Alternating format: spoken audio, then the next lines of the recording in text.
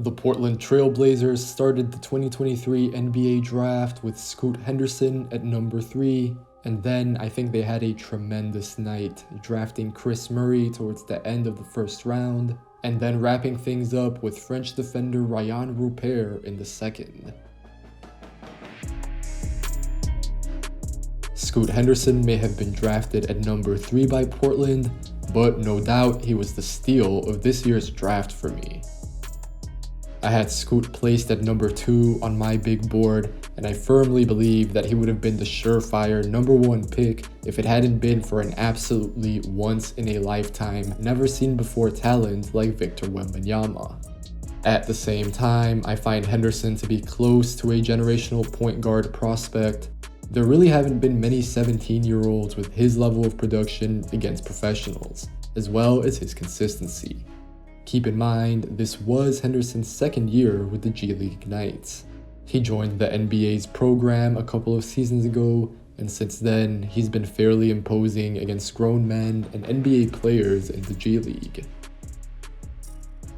This season, Henderson averaged a little under 18 points per game. All the while, he was who opposing defenses game planned around. Scoot has many tools, and he can get to the rim whenever, I think, but his go-to is his mid-range jumper. He can get into this shot whenever. Part of it comes off his athleticism, which he understands how to leverage and keep his defender on his back foot. Scoot has had his share of ferocious finishes at the rim, and I expect Henderson to have plenty of highlight reel dunks in the NBA. But since defenses were closing off these lanes a lot of the time, Scoot instead had to pull up. He's capable of unlocking defenses with this shot, and he makes it at a clip that I'm highly comfortable with.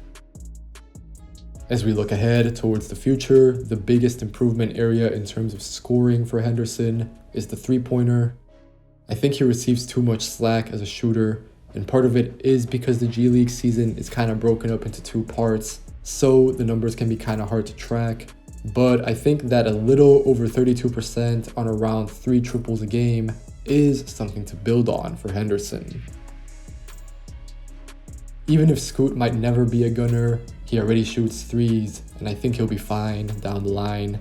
He's going to be a high volume, productive player that defenses are gonna have to respect. If Damian Lillard stays in Portland, then I think taking spot-up 3s becomes a bigger point of emphasis for Henderson, but otherwise, I'm not that worried. Really, Scoot is somebody who Portland should be thinking about building around in the long term. He's going to be a future all-star, a top scorer in his position, while also being a highly skilled pick-and-roll facilitator. Henderson is so productive that his playmaking can go under the radar, but I think it's perfectly suited to the NBA.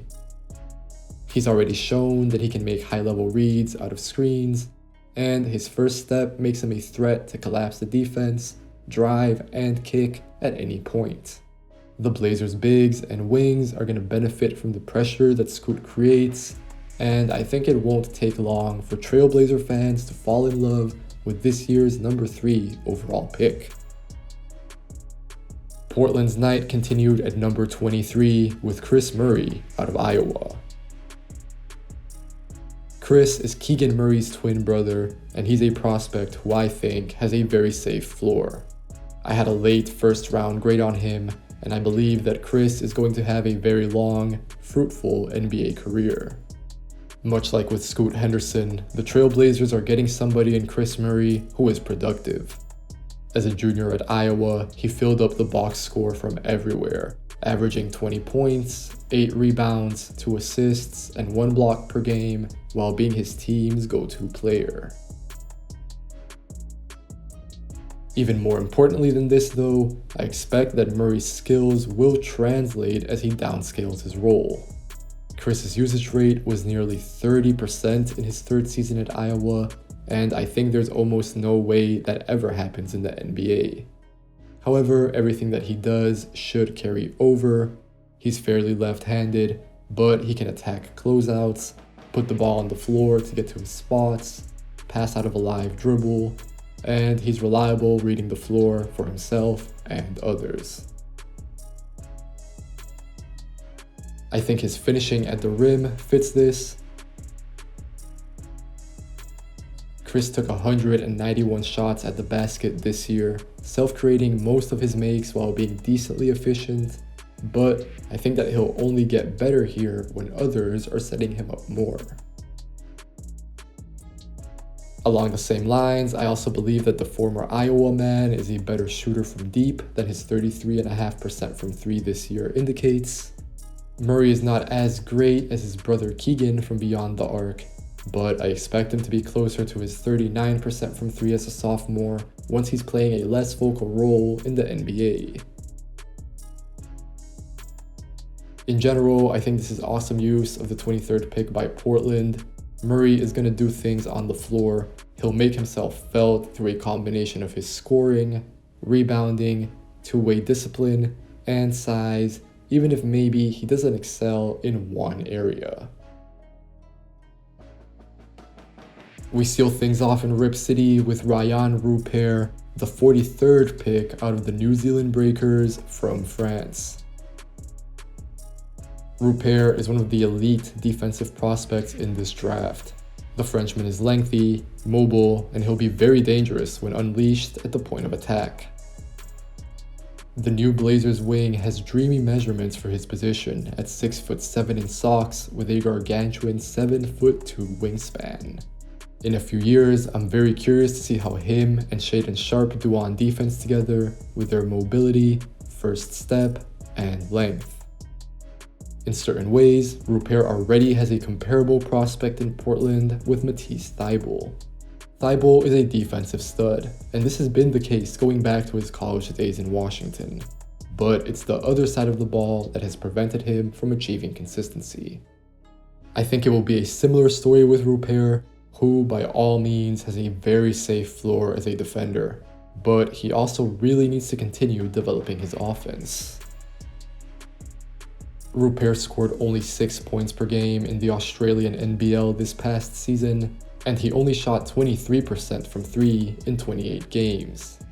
To be fair to him, his shooting in general fell off after a wrist injury which forced Rupert to miss his fair share of games, but even putting that to the side, he has never proven himself to be a reliable floor spacer even before New Zealand. Making threes is going to be his swing skill, because defenses are totally fine letting him spot up and shoot right now, and no team wants to play with one less player on offense. Hopefully, he gets plenty of reps with the Blazers' new G League team to keep ironing out his offense, but I have faith in his projectable form to make enough threes to keep him on the floor, and he's already shown some skill putting the ball on the ground, attacking a closeout, or creating for others here and there.